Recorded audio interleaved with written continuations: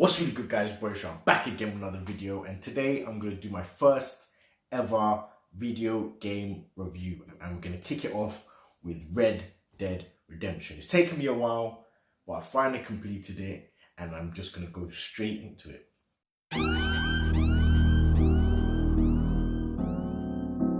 I'm going to be covering some spoilers of the game, so if you haven't played it and haven't completed the story mode, please play the game first.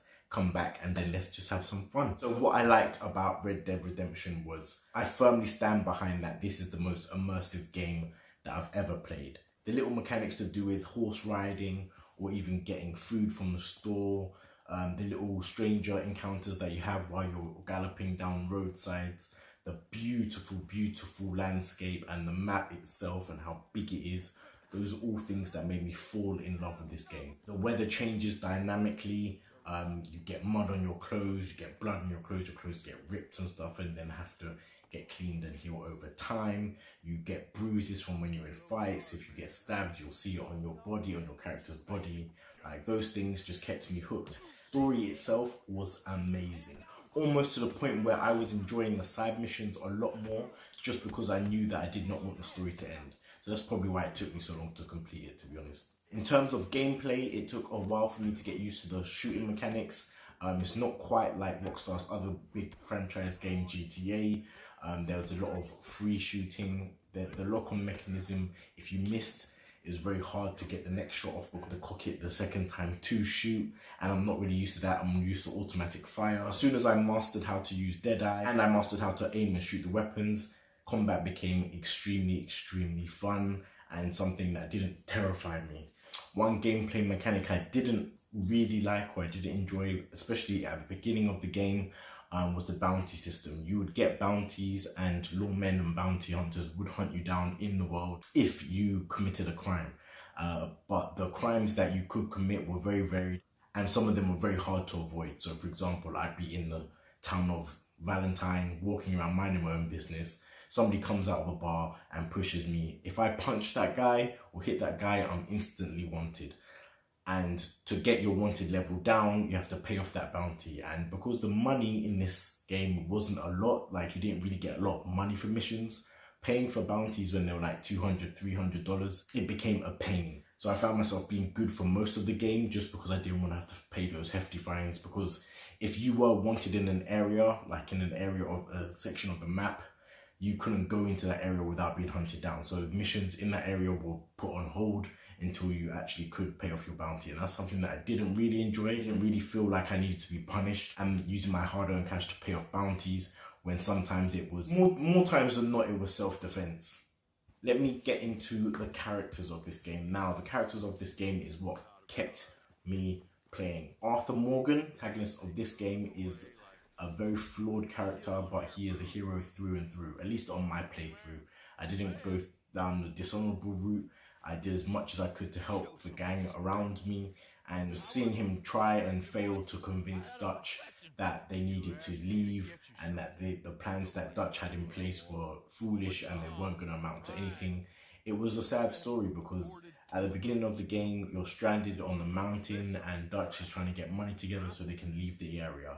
And it just gets worse and worse from there. I became very attached to my Arthur Morgan. I dressed him, I paid for his weapons and his upkeep and his food. And sometimes it was just a nice, like when I'd come home from work, sometimes it was just nice to jump on Red Dead and not even do any missions, just ride around and see what happens.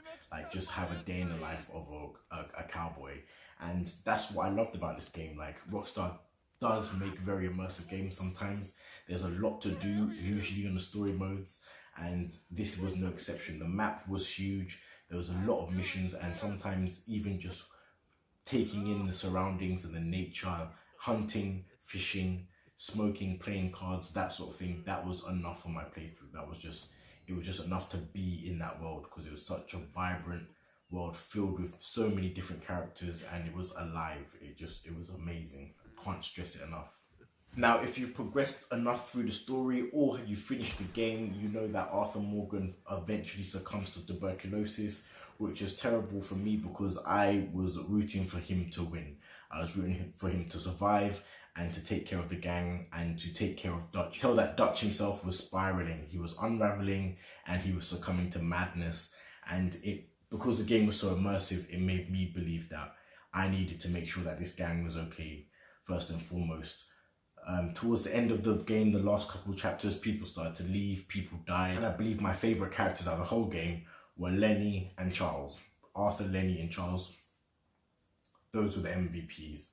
Lenny's death hit me very hard because it's something that I couldn't change, and if you play the mission, you know what I'm talking about. It's something that just happens out of the blue, and that's what life on the frontier and life as an outlaw was like at the time. So there's not a lot about this game that I can say that I don't like. We've already talked about the bounty system in the story mode. The online player mode is something that is not, I would say, to standard at the moment. I've played it for about maybe 3 weeks consecutively. There's not much that you can do at the moment, but I remember playing GTA, it was the grind to get money, to buy vehicles, clothes, that sort of thing. This online mode is very similar in the sense that you do grind to get stuff, but at the very beginning, at launch, the monetary rewards were not equal to the amount of effort that you're putting into the missions. Like you'd get like $3 for like a death match or something like that. They've raised it a little bit now, I'm not sure if they've raised it again, but when weapons are like $200, that means that you'd have to play 20 matches roughly just to get one new weapon. So wins, you have to win those, otherwise you're getting like $1. It got so bad that the money that you was getting from completing missions couldn't even buy you food in the game, and that's something that you need to survive, which was ridiculous. I do have hope for the online mode though. I hope that the economy gets evened out. There's more varied types of missions because there literally is only races and death matches to do. There's only about 4 or 5 actual story missions online. The rest are missions that don't even give you that much money. So it's not, I don't do them at all anymore. I just literally just go on and do some online death matches. That's how I make my money in the game, but it's a slow grind.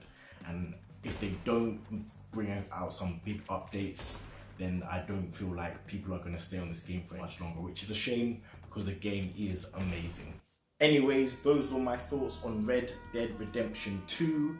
Let me know if you've played it and what your experiences were. Let me know what the craziest thing that's ever happened to you while just riding around minding your own business. Smash that like button if you enjoyed this video. Subscribe if you're new to the channel. Remember to turn those post notifications on. Rest in peace, Arthur Morgan, because you are, to date, the greatest character that I have had the pleasure of playing. And as usual, guys, I'll see you in the next one. Peace. Taylor about the fucking flex.